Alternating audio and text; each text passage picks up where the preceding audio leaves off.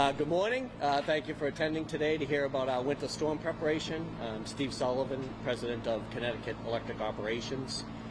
Your meteorologic teams have been very consistent with their forecasts the last few days, as has the National Weather Service and other weather forecasters. So they're predicting a big storm system to impact a large area of the northern United States, including right here in New England and including right here in Connecticut. So for Connecticut, it looks like we'll see heavy rains, order of magnitude 1 to 2 inches. Unfortunately, that can tend to loosen up the root system of our trees. And then we'll also see heavy winds, so order of magnitude 25 to 35 miles per hour sustained, with gusts well into the 50s.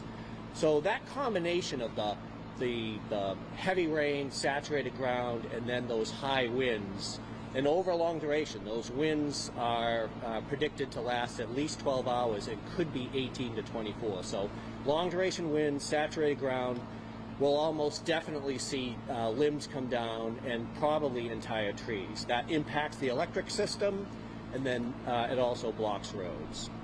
Now, in addition to that, we're obviously well aware of the fact that Christmas Eve and Christmas Day itself are right around the corner, and that the temps are supposed to drop into the teens on Saturday. So given all of the above, we are going to declare an emergency response plan level 5 as of noon tomorrow. So noon tomorrow on Thursday, we'll go to ERP level 5.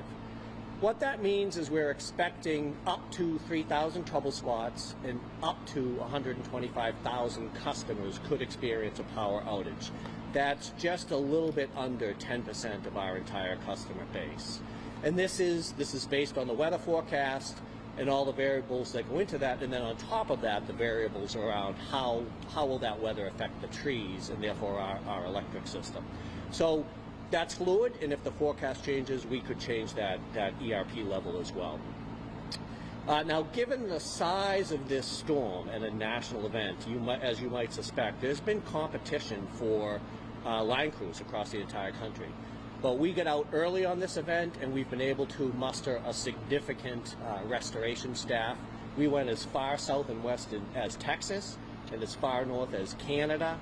And so we will have, as of 6 a.m. Friday, which is prior to the start of the winds, we'll have well over 300 line crews that will be here to respond to outages. We'll also have, on top of that, we'll have 100 troubleshooters. Troubleshooters in this type of storm, their primary responsibility is to respond to fire and police calls, which coincide with our blocked roads. We will also have well over 200 tree crews. Tree crews respond to both outages and they support the blocked road restoration. And then on top of that, at least another 200 field crews that range from underground line crews. With that amount of rain, we could have some underground issues, substation electricians and technicians that both switch our substation equipment and work on our most highly technical pieces of equipment, and then damage assessors as well.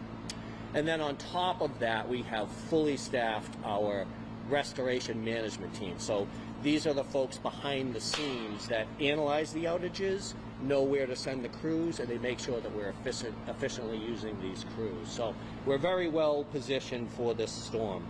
On top of that, we're collaborating with community leaders, and we've activated our municipal hub, the Muni Hub that's called.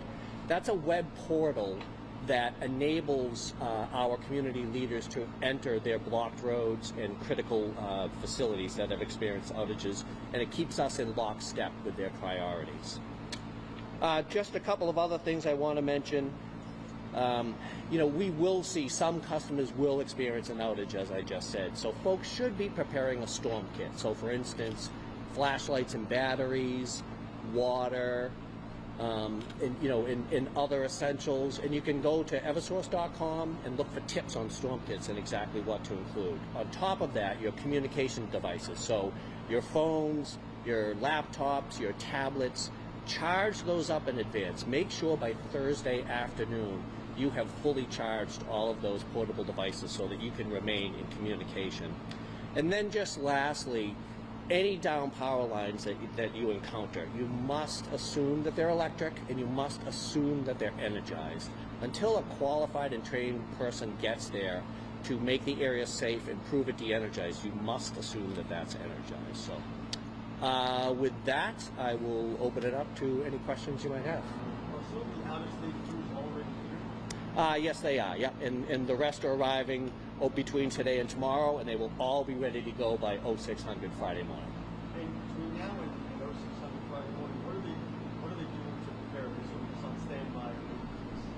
Well, a lot of those crews, as I said, between Texas and Canada, they're traveling. So they'll essentially arrive here. A few of them will arrive as well on Thursday, and then we'll just make sure that they're well stocked. They're pre-positioned around the state. This looks like a statewide event with winds across the entire state, so we'll pre-position those crews across the area, make sure that they're stocked up, give them their briefing so that they're aware of our safety rules and our storm configuration, and basically prepare them to be ready to go Friday morning.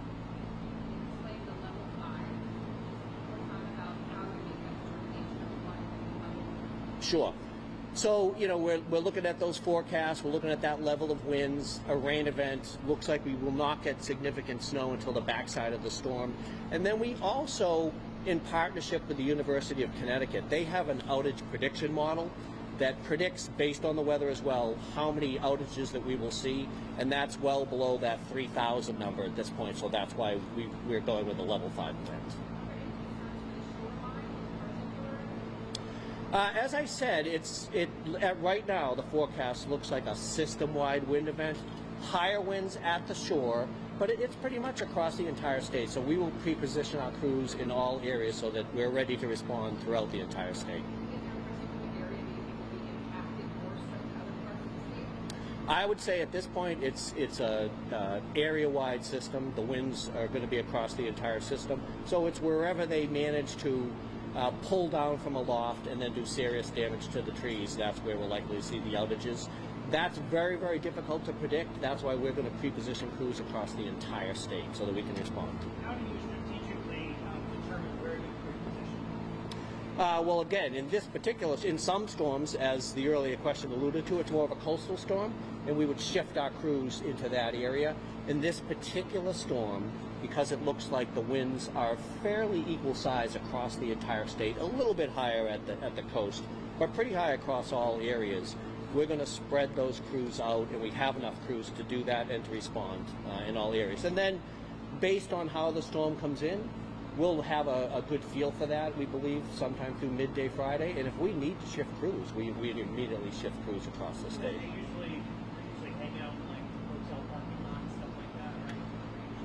Well, we have them pre-staged in staging areas that we have across the state. And as I said before, we have our restoration management teams, and we have field supervision to make sure that those crews are ready to go and that they're active on jobs. Obviously, the goal here is to over-prepare and hope for the best, right? I couldn't say it better. Is level 5 the highest level for response? So it's actually our first level of response. So this would be the first level of response. Again, given the size of this storm versus a tropical storm, it does look like, as I said, heavy rains, long duration wind.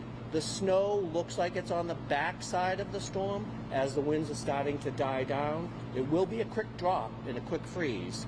But based on the Yukon model, we've picked the appropriate level, and we've staffed accordingly. We've actually staffed, I would say, on the very high side of a level 5, right at the baseline of if we had to move it up to a next level, we would be staffed for that as well.